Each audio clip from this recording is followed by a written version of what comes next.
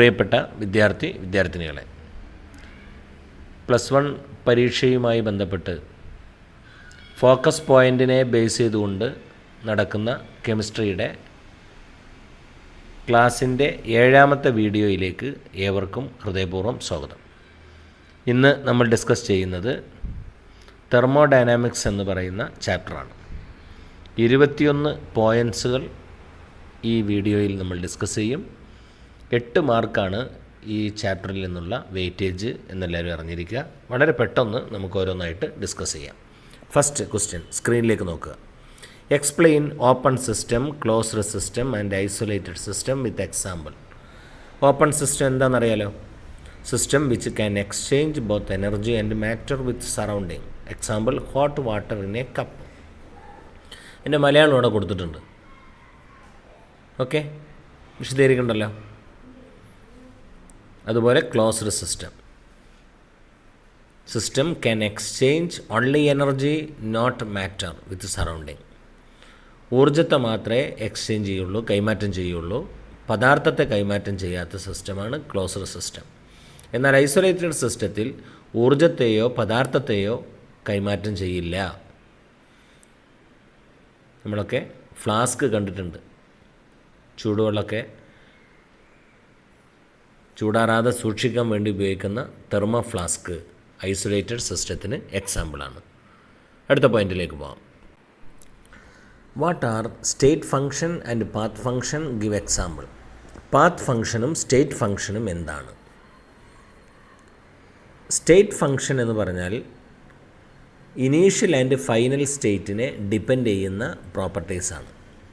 Example അതവിടെ internal energy, enthalpy, entropy, Gibbs energy തുടങ്ങിയത്. എന്നാൽ പാത്ത് ഫംഗ്ഷൻ എന്ന് പറഞ്ഞാൽ ഇനീഷ്യൽ ആൻഡ് ഫൈനൽ സ്റ്റേറ്റിനെ മാത്രമല്ല, ആ റിയാക്ഷൻ, ആ ചേഞ്ച് നടക്കുന്ന പാതയെ കൂടി എന്ത് ചെയ്യും? ഡിപ്പെൻഡ് ചെയ്യും. Depend on the path of the reaction take place.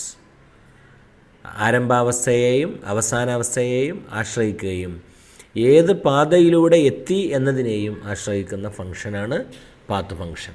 2 example ഓർത്തിരിക്കുക. ഹീറ്റ് ആൻഡ് വർക്ക്, താപം, പ്രവൃത്തി. ഓക്കെ. 3ാമത്തെ point, what are extensive and intensive property? Give an example. Extensive property എന്ന് പറഞ്ഞാൽ properties which depend on the amount of matter present in it. ഒരു സിസ്റ്റത്തിൽ അടങ്ങിയിരിക്കുന്ന പദാർത്ഥത്തിൻ്റെ അളവിനെ ആശ്രയിക്കുന്ന സ്വഭാവമാണ് extensive property. Example mass, volume, length, internal energy, enthalpy, entropy, Gibb free energy, heat capacity തുടങ്ങിയത്. എന്നാൽ ഇൻറ്റൻസീവ് പ്രോപ്പർട്ടി എന്ന് പറഞ്ഞാൽ അത് പദാർത്ഥത്തിൻ്റെ എമൗണ്ടിനെ ഡിപ്പെൻഡ് ചെയ്യില്ല. Independent of the amount of മാറ്ററാണ്. പദാർത്ഥത്തെ ആശ്രയിക്കാത്തതാണ്. അപ്പോൾ ഇൻറ്റൻസീവ്, ഇൻഡിപെൻഡൻറ്റ്, അങ്ങനെ ഓർത്താൽ മതി. എക്സാമ്പിളാണ് surface tension, refractive index, density, temperature, pressure, viscosity etcetera. Ready? എൻ്റെ മലയാളം അവിടെ കൊടുത്തിട്ടുണ്ട്. ബുദ്ധിമുട്ടില്ലല്ലോ? ശരി. വളരെ പ്രധാനപ്പെട്ട 4ാമത്തെ point, isothermal, isobaric, isochoric, adiabatic process എന്താണെന്ന് വിശദീകരിക്കുക. വളരെ സിമ്പിളായ ടേബിളിൽ കൊടുത്തിട്ടുണ്ട്. ഐസോതെർമൽ ആണെങ്കിൽ ടെമ്പറേച്ചർ സ്ഥിരാവസ്ഥയിൽ നടക്കുന്ന പ്രോസസ്സാണ്. Process which take place at constant temperature. Isobaric ആണെങ്കിൽ കോൺസ്റ്റൻറ്റ് പ്രഷറിൽ നടക്കുന്നതാണ്. ഐസോകോറിക് ആണെങ്കിൽ കോൺസ്റ്റൻറ്റ് വോള്യത്തിൽ നടക്കുന്നതാണ്. അഡേബാറ്റിക് ആണെങ്കിൽ കോൺസ്റ്റൻറ്റ് ഹീറ്റിൽ നടക്കുന്നതാണ്. അതൊക്കെ അതിൻ്റെ കണ്ടീഷൻ ഉണ്ടാവും. 3ാം കോളത്ത് കൊടുത്തുന്നു. കോൺസ്റ്റൻറ്റ് ടെമ്പറേച്ചർ ആണെങ്കിൽ ടെമ്പറേച്ചർ ചേഞ്ച് ചെയ്യൂല എന്നാണ് അർത്ഥം. Change in temperature is 0. കണ്ടില്ലേ? മലയാളത്തിലും കൊടുത്തിട്ടുണ്ട്, ശ്രദ്ധിക്കാം. അടുത്ത പോയിന്റിലേക്ക് പോകാം. 5ാമത്തെ point, what is internal energy? Internal energy is the total energy present within a substance. ഒരു പദാർത്ഥത്തിൽ അടങ്ങിയിരിക്കുന്ന ആകെ ഊർജ്ജത്തിനെയാണ് ഇൻറ്റേർണൽ എനർജി എന്ന് പറയാം. സ്വാഭാവികമായിട്ട് ഈ ആകെ എനർജി എന്ന് പറഞ്ഞാൽ ആരൊക്കെയായിരിക്കും? Translational energy, rotational energy, vibrational energy, electronic energy, nuclear energy, ഇതെല്ലാം കൂടെ കൂടിയതാണ്. ഇതൊരു സ്റ്റേറ്റ് ഫംഗ്ഷനാണ്. മാത്രമല്ല ഇത് എക്സ്റ്റെൻസീവ് പ്രോപ്പർട്ടിയാണ്. പദാർത്ഥത്തിൻ്റെ എമൗണ്ടിനെ ഡിപ്പെൻഡ് ചെയ്യും. മലയാളത്തിലവിടെ കൊടുത്തിട്ടുണ്ട്. ആ പറഞ്ഞ കാര്യം തന്നെയാണ്. Next point, 6th point, state first law of thermodynamics. Energy can neither be created nor be destroyed. ഊർജത്തെ നിർമ്മിക്കാനോ നശിപ്പിക്കാനോ സാധ്യമല്ല. ഇതാണ് ഫസ്റ്റ് ലോ ഓഫ് തെർമോഡൈനാമിക്സ്.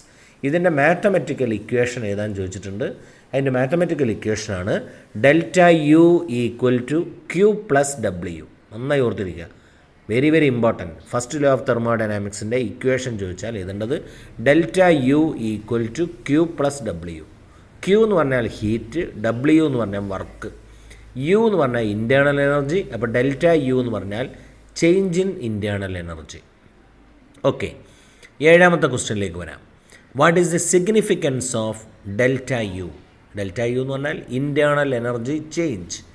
എന്താണ് അതിൻ്റെ പ്രാധാന്യം? Internal energy change is heat absorbed or evolved at constant volume. Constant വോള്യത്തിൽ, അതായത് സ്ഥിരവ്യാപ്തത്തിൽ താപം ആഗിരണം ചെയ്യുന്നതോ പുറത്തുവിടുന്നതോ ആണ് എന്ത്? Internal energy change. ഒന്നുകൂടെ പറയാം, പുറത്തുവിടുകയോ ആഗിരണം ചെയ്യുകയോ ചെയ്യുന്ന താപത്തിൻ്റെ അളവിനെയാണ് ഇൻറ്റേർണൽ എനർജി ചേഞ്ച് എന്ന് പറയുക. ഇത് സ്ഥിരവ്യാപ്തത്തിലാണ് നടക്കുക. ഓക്കെ, സിമ്പിളായിട്ട് ഇങ്ങനെ പഠിച്ചു വെച്ചാൽ മതി. ഡെൽറ്റ യു എന്ന് പറഞ്ഞാൽ that is equal to Q. Q എന്ന് പറഞ്ഞാൽ ഹീറ്റാണ്. ഒരു വീട്ട് കണ്ടോ, ക്യൂ വി, അങ്ങനെ പഠിച്ചു വെച്ചാൽ മതി. Delta U equal to Q V, heat at constant volume എന്നാണ് അർത്ഥം. 8ാമത്തെ point, define enthalpy. Enthalpy is the sum of internal energy and pressure volume energy. Internal എനർജിയും പ്രഷർ വോള്യം എനർജിയും കൂട്ടിയതാണ് എന്ത്? എൻതാൽപ്പി. അതുകൊണ്ട് delta H equal to U plus P V. H എന്ന് പറഞ്ഞാൽ enthalpy, enthalpy equal to U plus P V. U എന്ന് പറഞ്ഞാൽ internal energy, P V എന്ന് പറഞ്ഞാൽ പ്രഷർ വോള്യം എനർജി. ഇതൊരു സ്റ്റേറ്റ് ഫംഗ്ഷനാണ്, എക്സ്റ്റൻസീവ് പ്രോപ്പർട്ടിയാണ്. റെഡി? അടുത്തത് ഡെൽറ്റ എച്ചും ഡെൽറ്റ യുവും തമ്മിൽ കണക്ട് ചെയ്യുന്ന ഇക്വേഷൻ എഴുതുക. ഡെൽറ്റ എച്ചും ഡെൽറ്റ യുവും കണക്ട് ചെയ്യുന്ന ഇക്വേഷനാണ് അവിടെ എഴുതിയിട്ടുള്ളത്. Delta H equal to delta U plus P delta V. ഇതിന് വേറൊരു ഇക്വേഷനും കൂടെ ഉണ്ട്. Delta H equal to delta U plus delta N R T. ഈ ഇക്വേഷനെങ്കിലും പഠിച്ചു വെക്കണം. ഇത് വെച്ചിട്ടൊരു പ്രോബ്ലമൊക്കെ ഉണ്ട്. നേരത്തെ ഞാനിത് ചെയ്തു തന്നിരുന്നു. പറ്റുമെങ്കിൽ അത് പഠിച്ചു വെക്കുക, ആ പ്രോബ്ലം പഠിച്ചു വെക്കുക, അല്ലെങ്കിൽ ഇക്വേഷനെങ്കിലും പഠിച്ചു വെക്കുക. ഓക്കെ, അടുത്ത പോയിൻറ്റിലേക്ക്. 10th one, what is the significance of delta H? Delta H എന്ന് പറഞ്ഞാൽ എന്താണ്? അതിൻ്റെ പ്രാധാന്യം എന്താണ്? Delta H equal to Q P ആണ്. ക്യൂ എന്ന് പറഞ്ഞാൽ ഹീറ്റ്, പി എന്ന് പറഞ്ഞാൽ കോൺസ്റ്റൻറ്റ് പ്രഷർ. അപ്പോൾ കോൺസ്റ്റൻറ്റ് പ്രഷറിലുള്ള ഹീറ്റിനെയാണ് എൻതാൽപ്പി ചേഞ്ച് എന്ന് പറയുക, ഡെൽറ്റ എച്ച് എന്ന് പറയുക. അപ്പോൾ ക്യൂ വി എന്ന് പറഞ്ഞാൽ എന്തായിരുന്നു? Internal energy change. വളരെ സിമ്പിളല്ലേ? ക്യൂ വി എന്ന് പറഞ്ഞാൽ internal energy change, Q P എന്ന് പറഞ്ഞാൽ എൻതാൽപ്പി ചേഞ്ച്. റെഡി? 11ാമത്തെ ക്വസ്റ്റ്യൻ, ക്യൂ പിയും ക്യൂ വിയും കണക്ട് ചെയ്യുന്ന ഇക്വേഷൻ എഴുതുക, relation. Q P equal to Q V plus delta N R T. കണ്ടോ? ക്യൂ പി എന്ന് പറഞ്ഞാൽ എന്തായിരുന്നു? Delta H. ക്യൂ വി എന്ന് പറഞ്ഞാൽ എന്തായിരുന്നു? ഡെൽറ്റ യു അല്ലേ? അങ്ങനെയാണെങ്കിൽ Q P equal to Q V plus delta N R T. Okay, what are exothermic and endothermic reaction? 12ാമത്തെ ക്വസ്റ്റ്യൻ. എക്സോതെർമിക് റിയാക്ഷനും എൻഡോതെർമിക് റിയാക്ഷനും പറഞ്ഞാൽ എന്താണ്? ആ പേരിൽ തന്നെ ഉണ്ട്. എക്സോതെർമിക് എന്ന് പറഞ്ഞാൽ താപത്തെ പുറത്തുവിടുന്ന രാസപ്രവർത്തനമാണ്. താപം പുറത്തുവിടുന്ന റിയാക്ഷൻ, ലിബറേഷൻ ഓഫ് ഹീറ്റാണ് നടക്കുക.